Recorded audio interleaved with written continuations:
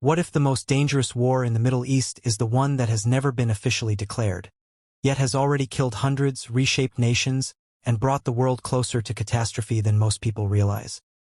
The war between Israel and Iran did not begin with tanks crossing borders or fighter jets screaming across the sky. It began quietly decades ago in back rooms, intelligence briefings, ideological sermons, and strategic calculations. It is a war without a formal start date, without a peace treaty to end it, and without a single battlefield. Yet its impact has been profound, stretching across Lebanon, Syria, Gaza, Iraq, cyberspace, and the global economy. For an American audience, understanding this conflict is essential to understanding modern Middle Eastern geopolitics and the risks facing the world today. ##### A forgotten friendship before the fire.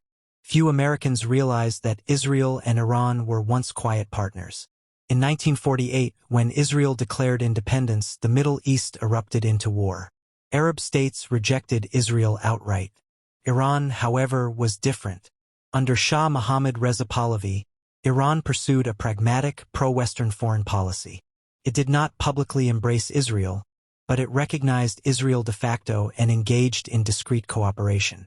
At the time, both nations shared common enemies. Arab nationalism, led by Egypt's President Gamal Abdel Nasser, threatened Israel militarily and Iran ideologically. Israel feared encirclement. Iran feared revolutionary movements undermining monarchies across the region. This shared threat produced secret collaboration. Israeli intelligence helped train Iran's feared SAVAK security service. Israeli agricultural experts assisted Iranian development projects. Iranian oil flowed to Israel even during Arab-led oil embargoes. To the outside world, this relationship was invisible. To both governments, it was strategic necessity. But this fragile alignment rested on one pillar: the Shah. 1979. The revolution that changed the Middle East. The Iranian Revolution of 1979 was not merely a change of government. It was an ideological earthquake. Millions of Iranians poured into the streets, denouncing corruption, inequality, and Western influence. The Shah fled. Ayatollah Ruhollah Khomeini returned from exile and established the Islamic Republic of Iran. With the revolution came a radical worldview. Israel was no longer a potential partner. It was now an enemy, a symbol of Western imperialism and injustice against Palestinians. Khomeini called Israel the Little Satan, second only to the United States, the Great Satan. The Israeli embassy in Tehran was seized and handed over to the Palestine Liberation Organization. Diplomatic ties were severed overnight. For Israel, the revolution was catastrophic. A large, resource-rich nation with advanced scientific talent had become ideologically committed to Israel's destruction. For Iran, opposing Israel became part of its revolutionary identity. Ideology meets strategy. Iran's leaders did not rush into direct war with Israel. Geography alone made that difficult. Israel was distant, militarily powerful, and backed by the United States. Instead, Iran adopted a long-term strategy: fight Israel indirectly through proxies. This approach was cost-effective, deniable, and politically flexible. It allowed Iran to strike Israel without risking full-scale retaliation. The most important of these proxies would emerge in Lebanon. Lebanon, 1982. The birth of Hezbollah. In 1982, Israel invaded southern Lebanon to push back Palestinian militant groups. The invasion succeeded militarily, but it created an opening Iran was quick to exploit. Iranian Revolutionary Guard Corps, IRGC, units arrived in Lebanon's Bekaa Valley. There, they helped form Hezbollah, a Shiite militant organization built on loyalty to Iran's supreme leader and hostility toward Israel. Hezbollah was not just a militia. It was a political movement, a social welfare provider, and a disciplined fighting force. Iran funded it, trained it, and armed it. Through Hezbollah, Iran now had a permanent front line against Israel. Over the next 2 decades, Hezbollah carried out bombings, rocket attacks, and guerrilla warfare. Israel responded with airstrikes and ground operations, but the cost mounted. In 2000, Israel withdrew from southern Lebanon. In Tehran, this withdrawal was celebrated as a historic victory.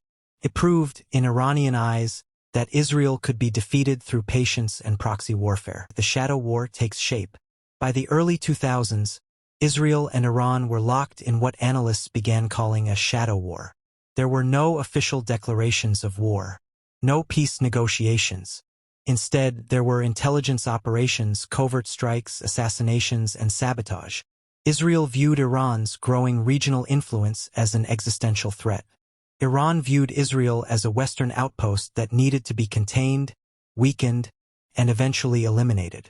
The conflict moved underground and global, like the nuclear turning point. Nothing intensified the rivalry more than Iran's nuclear program. Iran insisted its nuclear activities were peaceful. Israel did not believe this for a moment. For Israeli leaders, a nuclear-armed Iran was unacceptable. The memory of the Holocaust, combined with Iran's rhetoric about Israel's destruction, shaped Israeli thinking deeply. Israeli intelligence agencies launched a campaign to delay and disrupt Iran's nuclear progress. Iranian nuclear scientists were assassinated in mysterious explosions and shootings. Facilities suffered unexplained fires. Cyber attacks crippled centrifuges.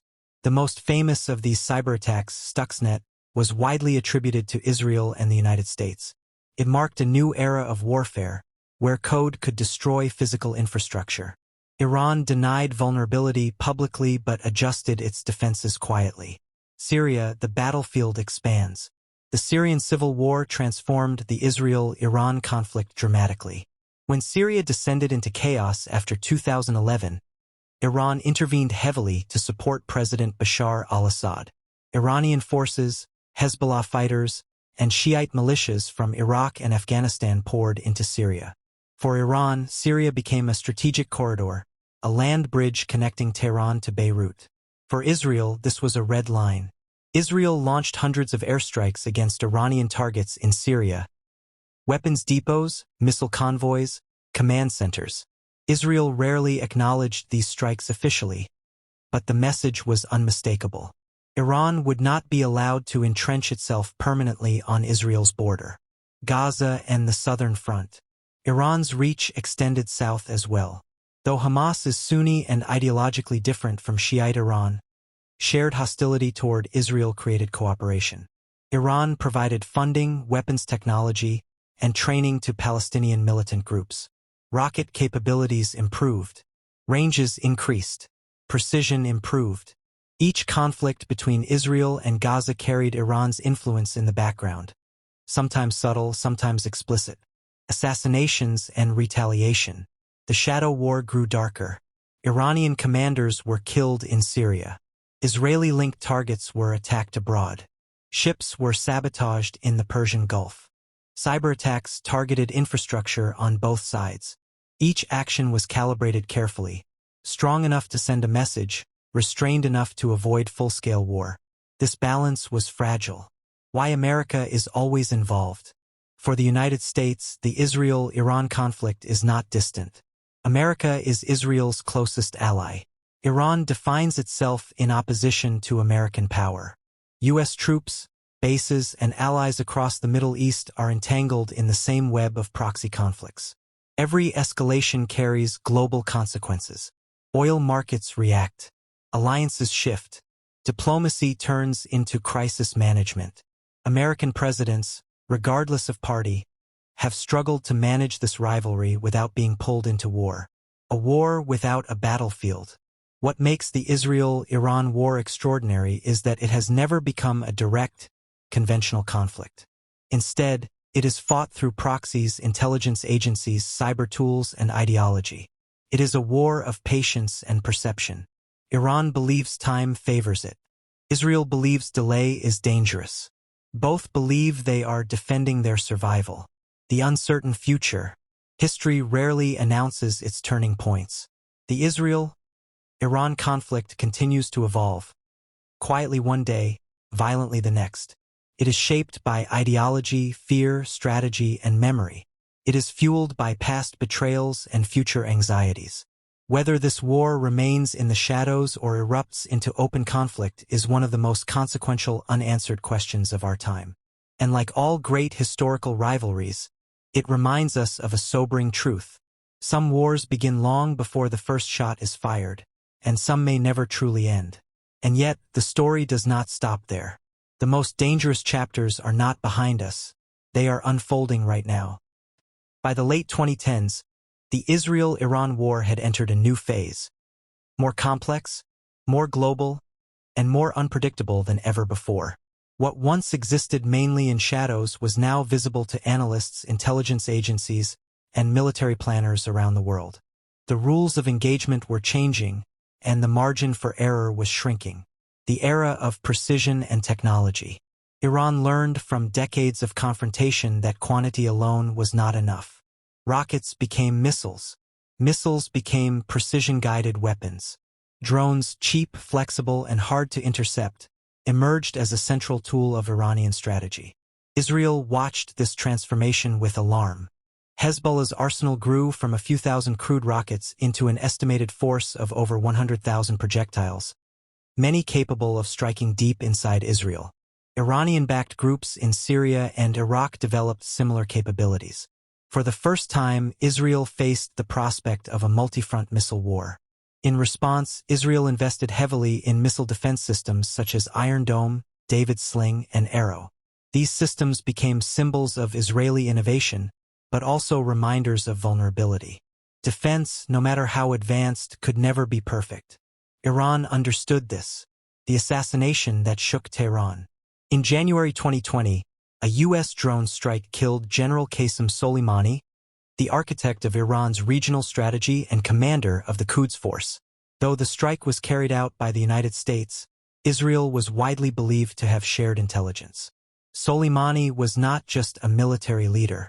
He was the living symbol of Iran's proxy network, the man who connected Tehran to Beirut, Damascus, Baghdad, and Gaza. His death sent shockwaves through Iran. For Israel, Soleimani's removal was a strategic victory. For Iran, it was a warning and a call for revenge.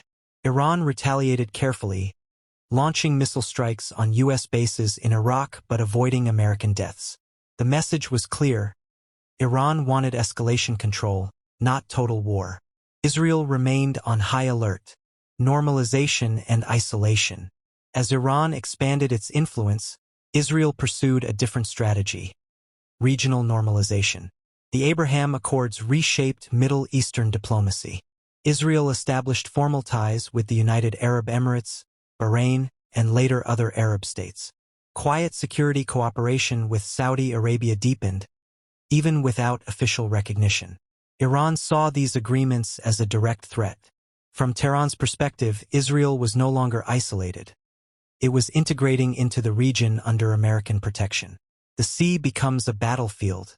The war soon reached the seas. Israeli-linked ships were attacked in the Arabian Sea. Iranian vessels were struck in mysterious explosions. Tankers burned. Cargo ships limped into ports with damaged hulls. Neither side claimed responsibility. This maritime shadow war threatened global trade routes and energy supplies. Insurance rates spiked. Naval forces increased patrols.